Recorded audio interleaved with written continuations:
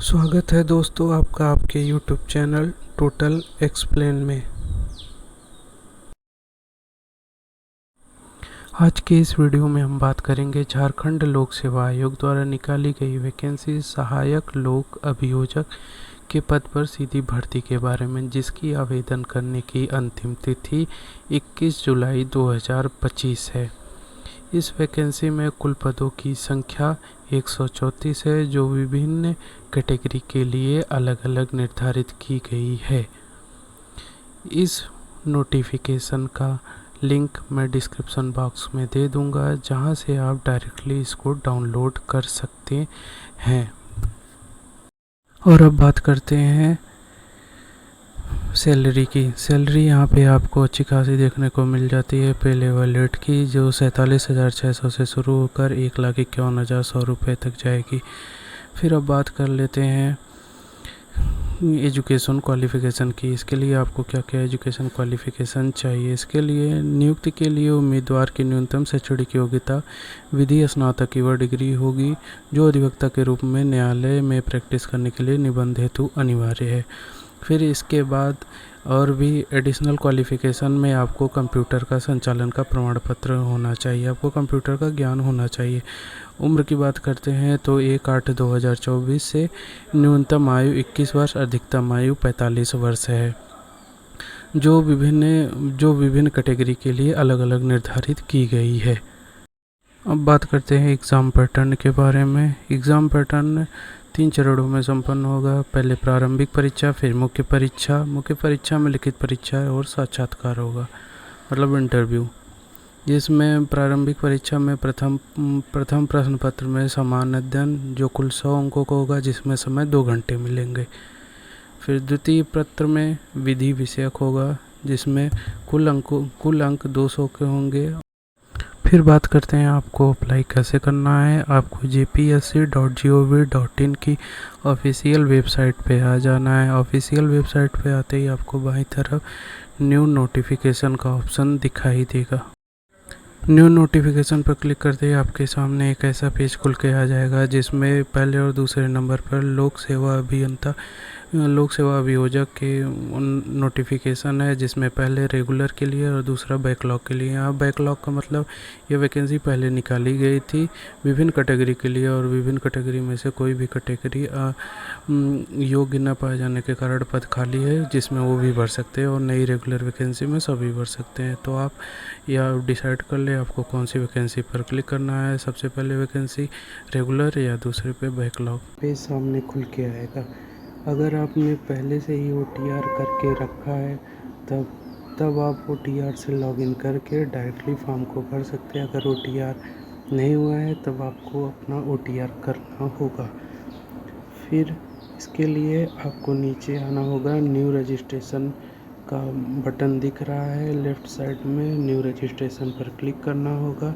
Then आपके सामने एक नया पेज खुल के आएगा, जो इस प्रकार होगा, जिसमें आपको OTR भरने के लिए सबसे पहले आपको आधार कार्ड नंबर भरना होगा, फिर mobile number, then email ID, फिर नेम, फिर उसके बाद क्लास 10th का रोल नंबर, फिर आपका नाम कभी पहले चेंज हुआ है तो आप हाँ करेंगे, अगर नहीं हुआ है तो फिर ना करेंगे। फिर डेट ऑफ बर्थ, फिर कंफर्म करेंगे डेट ऑफ बर्थ को, फिर जेंडर सिलेक्ट करेंगे, फिर फादर नेम भरेंगे, then mother name and mobile number confirm करेंगे। फिर सेव एंड नेक्स्ट पर क्लिक करेंगे। सेव एंड नेक्स्ट पर क्लिक करते ही आपको नया वेब पेज खुल जाएगा, जिसमें आपने जो जो इन्फॉर्मेशन भरी है वो सामने खुल के आ जाएंगी। अगर आपको लगता है कि आपने सभी इन्फॉर्मेशन सही भरी हैं तो आप आई एग्री पर क्लिक करिए, नहीं तो फिर आप अपडेट बटन पर क्लिक करके आप इसको अपडेट भी कर सकते हैं। देन आपको फिर नेक्स्ट करना होगा। आई एग्री पर क्लिक करेंगे, फिर नेक्स्ट हो जाएगा। फिर आपको आपका OTR नंबर जनरेट होकर मिल जाएगा, जो कि आपके मोबाइल नंबर पर भी भेजा जाएगा और ईमेल पर भी। फिर आपको आपका OTR कंप्लीट हो गया है। फिर आपको आना है, आप जो सा फॉर्म भरना चाहते हैं, फिर उसके बाद OTR पर क्लिक करना होगा। फिर यहाँ पे OTR नंबर डालना होगा, और पासवर्ड जो बनाया आपने वो पासवर्ड और कैप्चा कोड डालना होगा। कैप्चा कोड डाल के फिर लॉगिन पर क्लिक करना होगा। लॉगिन पे आप जैसे ही क्लिक करेंगे फिर नया वेब पेज खुल के आ जाएगा। इसमें आपको पासवर्ड टाइप करना होगा, फिर कंफर्म पासवर्ड करना होगा और आपके ये OTR के लिए पासवर्ड बनाया जा रहा है। फिर जैसे ही आप नेक्स्ट पर क्लिक करेंगे फिर पासवर्ड चेंज हो जाएगा। ऐसा लिखा हुआ आएगा पासवर्ड चेंज सक्सेसफुली। जब पासवर्ड आपका सक्सेसफुली चेंज हो गया है फिर आपको फिर से बैक जाना है और अप्लाई के बटन पर क्लिक करना होगा। अप्लाई पे जैसे ही आप क्लिक करेंगे तो नया फिर से वही पेज खुल के आ जाएगा। फिर आपको कैंडिडेट लॉगिन पर सिलेक्ट करना है, फिर OTR ID में आपका जो OTR नंबर आपको मिला है आपको OTR नंबर डालना होगा। फिर देन आपको पासवर्ड डालना होगा, फिर जो कैप्चा हो रहा है कैप्चा डाल के लॉगिन करना होगा।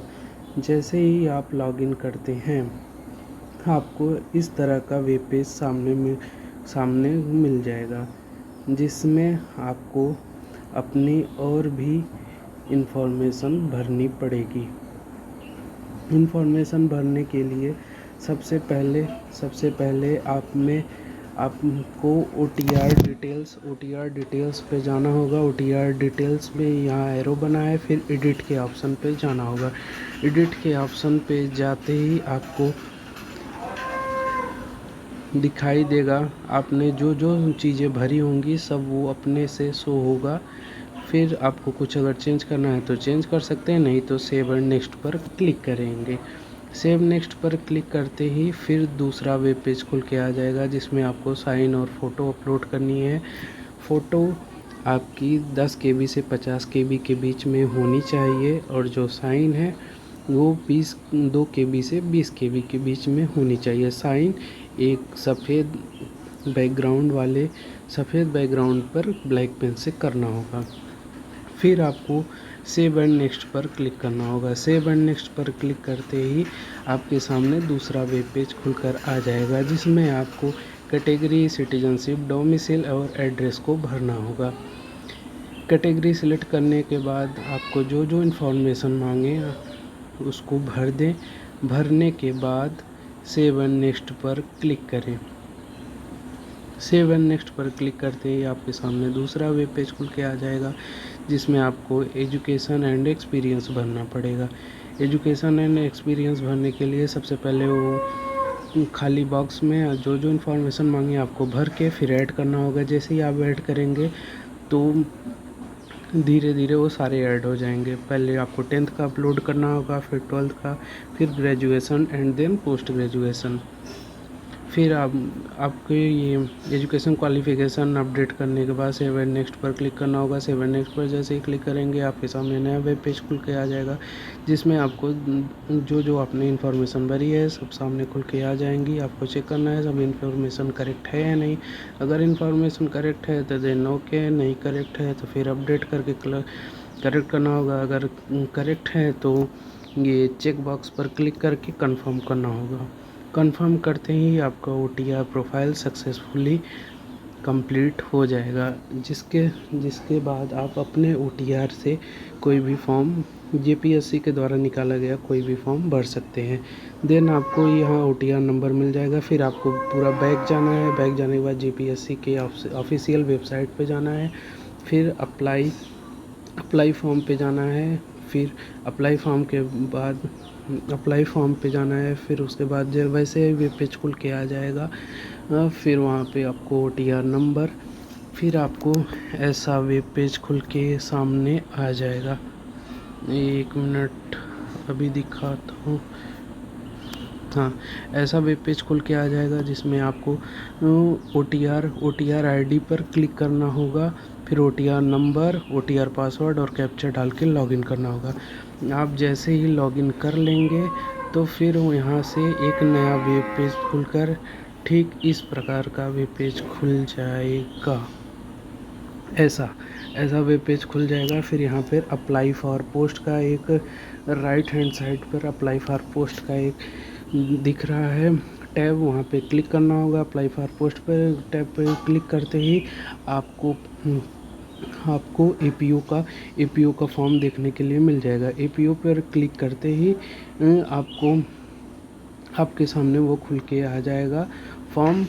आपको उसमें कुछ भी भरने की ज़रूरत नहीं है, क्योंकि आप ओटीआर से लॉगिन कर रहे हैं। ओटीआर में जो भी इंफॉर्मेशन आपने फिल की है वो अपने आप फिल हो जाएगा। देन आपको सेव एंड नेक्स्ट पर क्लिक करते रहना है, फिर सबमिट करना है। देन आपको फाइनल सबमिट करके आपको प्रिंट आउट ले लेना है, जिससे आपका फॉर्म कम्प्लीटली फिल हो जाएगा। वीडियो अच्छी लगी हो तो वीडियो को लाइक करें, चैनल को सब्सक्राइब करें, अपने दोस्तों के साथ शेयर करें। थैंक यू, मिलते हैं नेक्स्ट वीडियो में।